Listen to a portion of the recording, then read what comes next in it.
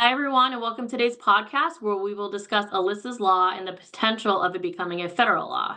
My name is Amy Rock. I'm Campus CDU's executive editor, and joining me today is Lauren Kravetz, VP of Government Affairs at Intrado Life and Safety, excuse me. Lauren also previously served as Chief of Staff for the Public Safety and Homeland Security Bureau at the Federal Communications Commission. And for those who don't know, Alyssa's Law came about after the 2018 mass shooting at Marjory Stoneman Douglas High School in Parkland, Florida. And the law is named after Alyssa Alhadeff, who was one of the students who was killed. And it mandates that K-12 public schools be equipped with silent panic alarms that notify law enforcement during an emergency. And now Oklahoma was, I believe, the seventh state to adopt Alyssa's Law back in July, in addition to Florida, New Jersey, New York, Texas, Utah, and Tennessee. And other states are considering its adoption, including Nebraska, Arizona, Virginia, Oregon, Georgia, Michigan, Massachusetts, Pennsylvania, and Alabama. And so it kind of seems safe to say it's a legislation that many feel it's necessary and effective, and therefore there have been discussions of it becoming a federal law. Now, Lauren, from the perspective of a former employee of the FCC, why do you think a federal version of Alyssa's Law could have a significant impact nationwide? Well, a federal Alyssa's Law would avoid creating a patchwork of state and territorial laws that focus on potentially different things to promote school safety. The best way to illustrate how challenging this patchwork could be is to look at what's happening now with privacy. There's no federal law nationwide. There's no standard for what personal information needs to be protected and how. So states are filling that gap, and they're enacting their own laws to protect their consumers, which is creating a situation where different states potentially protect different things in different ways. And this places different burdens on private companies, which makes it significantly more difficult to serve consumers in more than one state. So, applied to school safety, having potentially dozens of different state laws out there would add complication versus having one law that covers the entire country and makes it less likely that certain states would require a bespoke solution.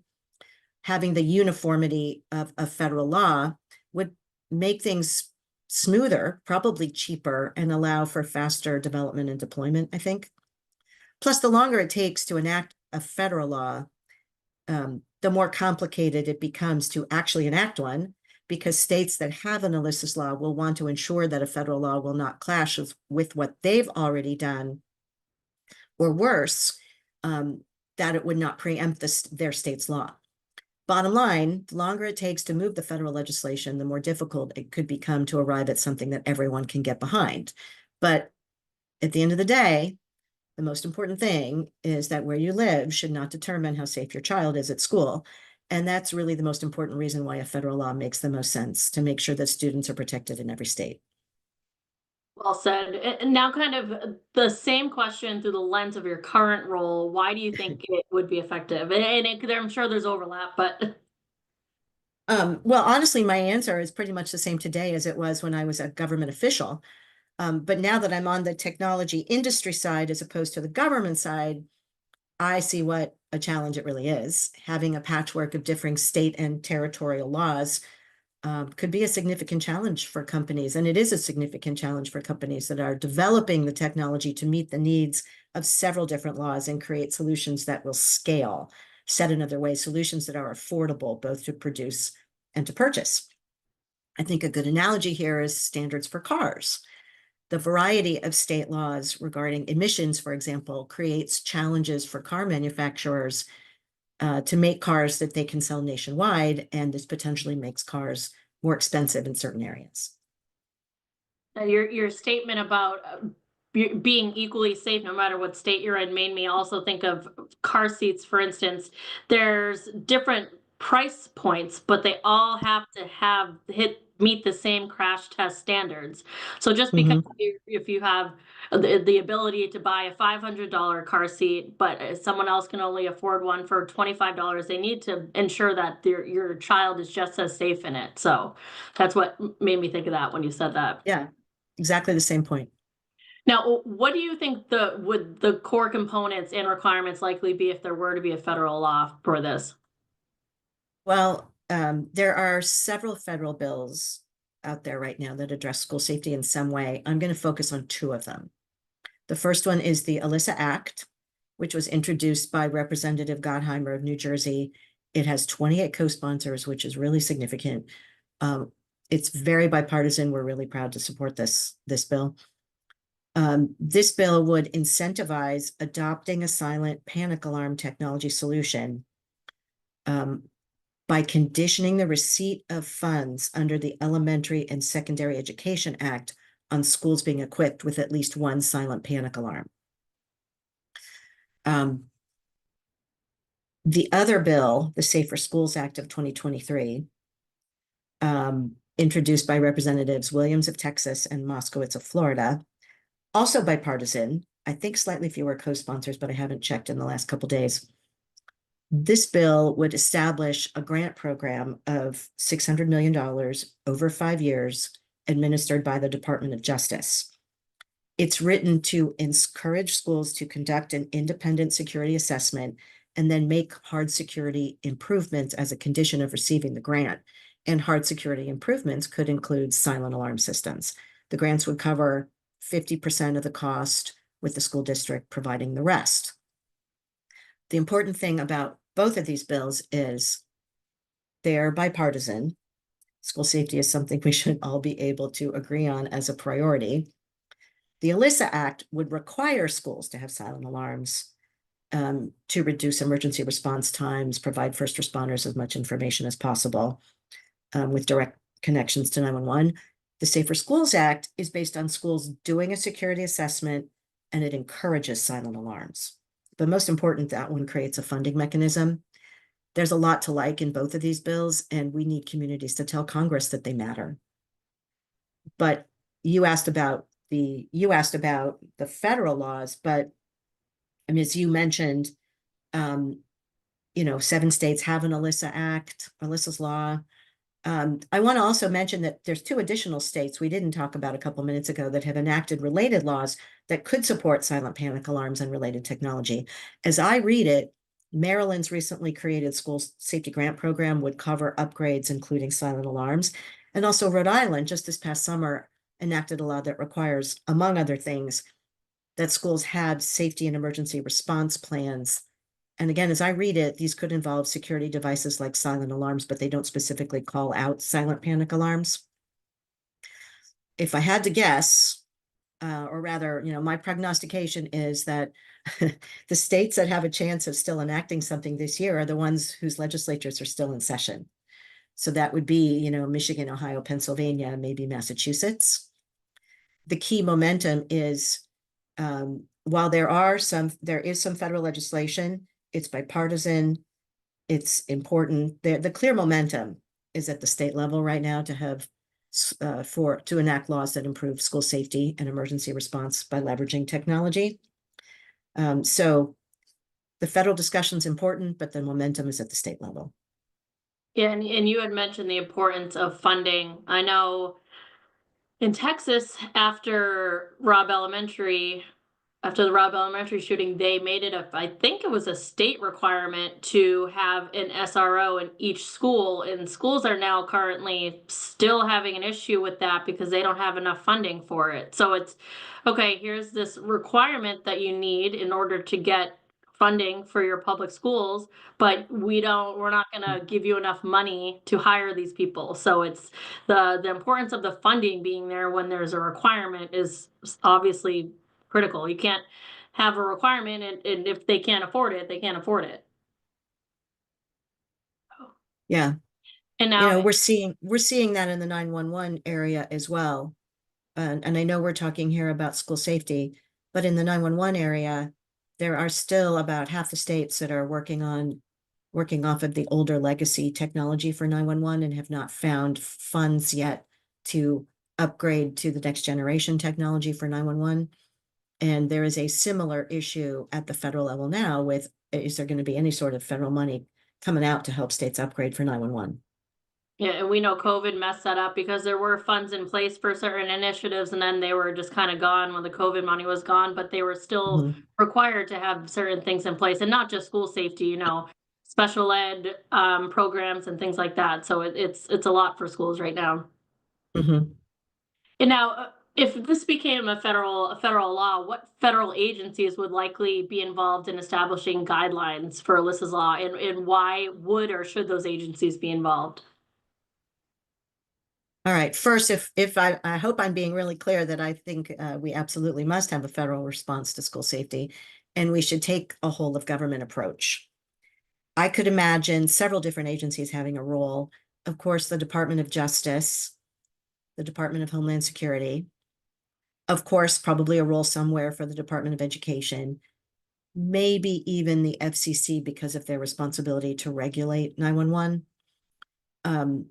If a plan for federal funding is adopted, I could see the Department of Justice being involved to create and administer a grant program such as the one that's called for in the Williams-Moskowitz bill. The Department of Homeland Security would likely be more of a convener on this, but providing information through schoolsafety.gov portal on available grants. However, DHS is a department that is used to administering grants. So I would think it's possible that DHS could be called on to administer a program like this. Somehow I have not heard the Department of Education being looked at as a source to administer or fund a grant program. And I don't see the FCC having much of a role, at least the way the current federal bills are drafted. The FCC regulates, this is something I know something about, the FCC regulates entities that provide the underlying communications, such as AT&T, and sets the standards for network and 911 reliability. For example, the FCC requires that all 911 calls be completed and with caller location information. The FCC also allocates how the airwaves are used, for example, for cell phones and Wi-Fi, and how to get a license to use the airwaves. The FCC's work touches schools most directly through a program to ensure that schools and libraries have broadband service. So I'm not sure I see a direct role here for the FCC, at least based on what we're seeing right now in the federal legislation. Administering a grant program would probably be DOJ or maybe DHS. Okay. And now I would say it's safe to assume you've had a lot of conversations with people in the education market. In those discussions, what are some, or maybe there aren't any, but if there are, what are some hesitations or limitations behind adopting silent panic alarms? Okay, I don't work directly in the education world, but I do interact with some of our customers and folks in Washington, D.C. who are involved in education policy, and I do hear some things they have to say. The biggest thing I've heard is that some teachers and faculty may not want to have an app on their personal phone that activates a silent alarm, and instead would rather wear a silent panic button about the size of a credit card on a lanyard. And actually, this is part of Intrado's solution too. Secondly, cost is a concern. Third, I see a need, and this is sort of the sleeper issue. I see a need for more awareness in the education community about how the technology for these solutions works. We're still in early innings here, and it's important to help schools and educators understand the value and why they should expend time and resources to make use of these tools.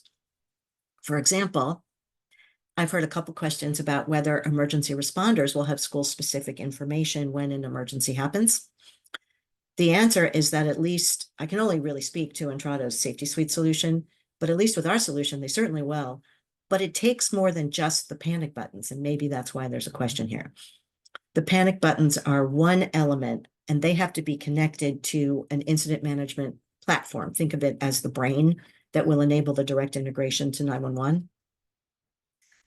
And as I mentioned, the direct integration to 911 is key to reducing the emergency response times. And I think this is a really good moment for the education community to take a beat and educate itself, no pun intended, on what the solutions are that are out there. Also, this is a big one. I think schools need to be thinking more about bringing public safety to the table earlier on. I've heard too many stories about the 911 centers that found out after the fact that the school district was purchasing a safety solution. The public safety folks should be part of the conversation from the beginning. We really need to promote a collaborative ecosystem where 911 call centers, schools, and first responders all work together. And that sort of relationship is a basic of emergency preparedness that we work on for emergency response at the federal level all the time. That's actually a perfect segue into the last question that I had. And we obviously know several states have passed the law already. So for other states that might have the law go into effect, what are some strategies schools and agencies have garnered to ensure unified integration between schools, law enforcement, and emergency first responders? Well, it is the case that almost no community in the country has escaped being touched by the need for greater school safety. And it seems to me everyone recognizes the need to put in place solutions that are going to work for students across the nation in every school. Again, a key tenet of emergency preparedness, whether we're talking about school safety, disaster response, such as the hurricane response we're experiencing right now, coordination,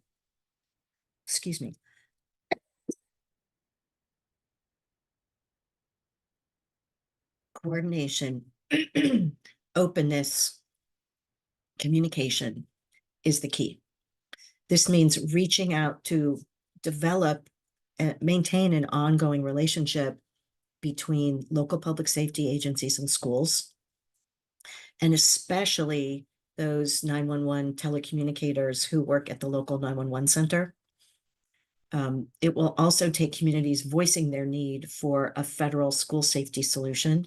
So I encourage anyone to call their member of Congress or their senators, but coordination early, transparency in everyone's needs, and ongoing communication between schools and 911 centers. I can't stress that enough. Now, this is a tough question, but if you had to guess a timeline for it becoming a federal law, is there anything that's indicating when that's coming, when it might be coming? Well, what I can say is that there has not been much movement on any of the school safety bills in Congress since they were introduced. They would need to be subject, they'd need to have a couple hearings. And then once they pass through committee, they would need to find time. They would need to get what we call floor time for a vote. I doubt anything.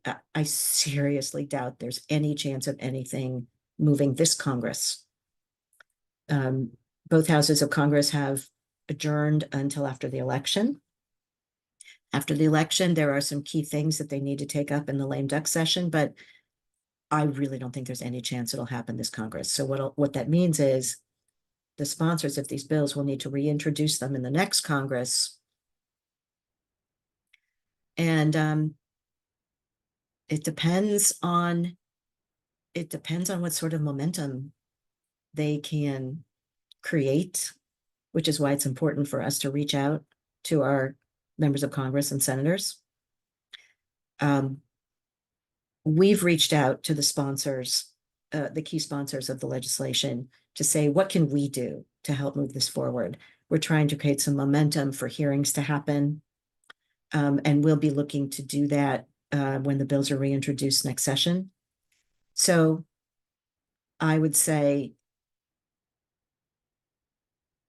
how long would it take for a bill to be enacted? At least a year, but then it has to be a bill that has a funding mechanism. And if, for example, if we're talking about when does this mean that schools could actually access funds for these solutions, at federal funds for these solutions, it'll take at least another period of time, maybe another year, for DOJ or DHS to stand up a grant program and for schools to take the necessary action to develop the plans that would help them access the grants. So I know I'm speaking very slowly and carefully, but I'd have to say we're still looking at a couple years.